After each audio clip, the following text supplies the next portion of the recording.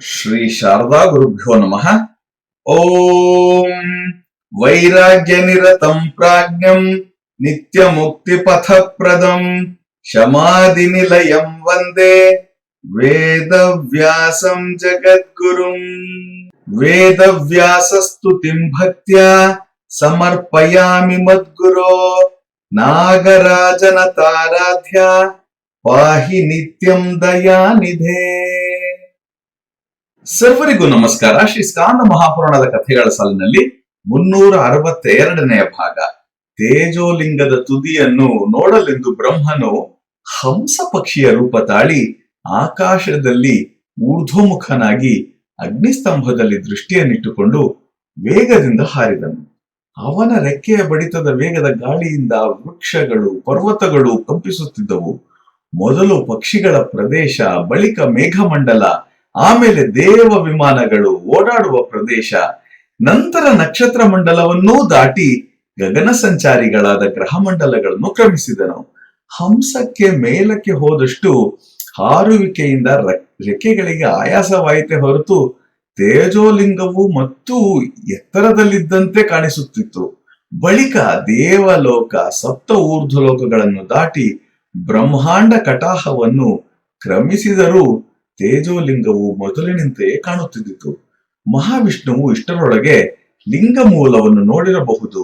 ನಾನು ನನ್ನ ಪ್ರತಿಜ್ಞೆಯಂತೆ ಲಿಂಗದ ತುದಿಯನ್ನು ನೋಡದೆ ಅವನಿಗೆ ಹೇಗೆ ಮುಖ ತೋರಿಸಲಿ? ಇದರ ತುದಿಯನ್ನು ನೋಡಲಾಗದಿದ್ದ ಮೇಲೆ ನನ್ನ ದೀರ್ಘ ಜೀವಿತದಿಂದೇನು ಪ್ರಯೋಜನ? ಈಗ ಏನು ಉಪಾಯ ಮಾಡಲಿ? ಏನು ಕಾರ್ಯವನ್ನು ಮಾಡಲಿ? ನನ್ನ ಗತಿಯು ಹೀಗಾಯಿತಲ್ಲ. ವಿಷ್ಣುವನ್ನು ಎದುರಿಸಲು ನನಗೆ ಯಾರು ಸಹಾಯ ಮಾಡುವರು? ಪ್ರತಿಸ್ಪರ್ಧಿಯಾದ ವಿಷ್ಣುವನ್ನು ರುಜುಭಾವದಿಂದ ಜಯಿಸಲು ನನಗೆ ಸಾಧ್ಯವಿಲ್ಲ.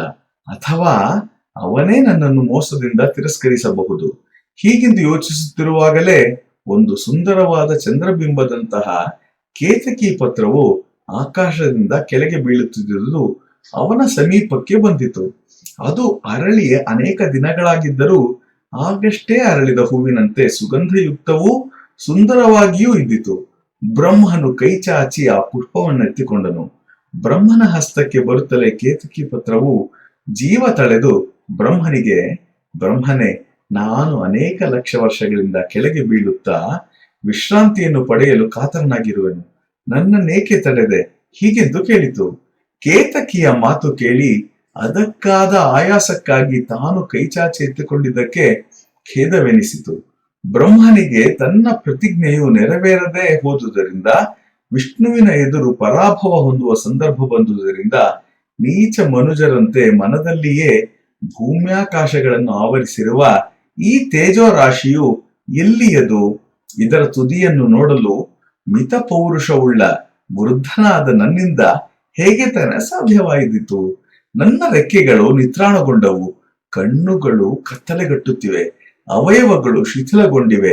ನಾನು ಕೆಳಗೆ ಬೀಳುವೆನೋ ಎಂದು ಭಯವಾಗುತ್ತಿದೆ. ನನ್ನ ಅಹಂಕಾರದ ಮದ ವಿಷ್ಣುವಿನೊಡನೆ ಸ್ಪರ್ಧೆಯು ಈಗಲೇ ನಾಶವಾಗಲಿ. ಬ್ರಹ್ಮಾಂಡವನ್ನೆಲ್ಲ ಶೋಧಿಸಿದರೂ, ಮೇಲಿನ ಎಲ್ಲ ಲೋಕಗಳನ್ನು ಹುಡುಕಿದರೂ ತೇಜೋಲಿಂಗವು ಮೊದಲಿನಂತೆಯೇ ಔನ್ನತ್ಯವನ್ನು ಹೊಂದಿರುವುದು. ಇದಕ್ಕೆ ಮೂಲವೂ ಇಲ್ಲ, ಅಗ್ರವೂ ಇಲ್ಲ. ಆದುದರಿಂದ ಈ ತೇಜೋ ರಾಶಿಗೆ ನಾನಾಗಲಿ, ವಿಷ್ಣುವಾಗಲಿ, ಇಂದ್ರಾದಿ ಸಕಲ ದೇವತೆಗಳಾಗಲಿ ಯಾರೂ ಕಾರಣರಲ್ಲ. ಇನ್ನು ಮೇಲಕ್ಕೆ ಹಾರಲು ನನಗೆ ಶಕ್ತಿ ಇಲ್ಲ. ಆದುದರಿಂದ ಇಲ್ಲಿಂದ ಹಿಂತಿರುಗುತ್ತೇನೆ. ಹೀಗೆಂದು ನಿರ್ಧರಿಸಿ ತನ್ನೊಂದಿಗೆ ಮಾತನಾಡಿದ ಕೇತಕಿ ಪತ್ರವನ್ನು, ನೀನು ಯಾರು, ಎಲ್ಲಿಂದ ಬರುತ್ತಿರುವೆ ಎಂದು ಕೇಳಿದನು. ಕೇತಕಿಯು, ನಾನು ಸದಾಶಿವನ ಆಜ್ಞಾನುಸಾರವಾಗಿ ಜೀವಸಹಿತವಾಗಿರುವ ಕೇತಕಿ ಪತ್ರನಾಗಿರುವೆನು. ತೇಜೋಮಯವಾದ ಈ ಲಿಂಗದ ತಲೆಯಲ್ಲಿ ಬಹಳ ಕಾಲವಿದ್ದು ಈಗ ಭೂಲೋಕದಲ್ಲಿ ವಾಸ ಮಾಡಬೇಕೆಂಬ ಇಚ್ಛೆಯಿಂದ ಅಧೋಗಾಮಿಯಾಗಿ ಹೊರಟಿದ್ದೇನೆ. ಹೀಗೆಂದು ಹೇಳಿತು. ಕೇತಕಿ ಪತ್ರದ ಮಾತುಗಳಿಂದ ಸ್ವಲ್ಪ ಚೇತರಿಸಿಕೊಂಡ ಬ್ರಹ್ಮನು ಆಶಾವಾದಿಯಾಗಿ ಅದನ್ನು ಕುರಿತು, ಈ ಲಿಂಗದ ತುದಿಯು ಇಲ್ಲಿಂದ ಎಷ್ಟು ದೂರದಲ್ಲಿದೆ? ಈ ವಿಚಾರವನ್ನು ದಯಮಾಡಿ ಹೇಳು ಎಂದು ಕೇಳಿದನು. ಬಂಧುಗಳೇ, ಇದರ ಮುಂದುವರಿದ ಭಾಗವನ್ನು ನಾಳೆ ಶ್ರವಣ ಮಾಡೋಣ. ಸಮಸ್ತ ಸನ್ಮಂಗಳಾನಿ ಭವಂತು. ಜೈ ಶ್ರೀರಾಮ್.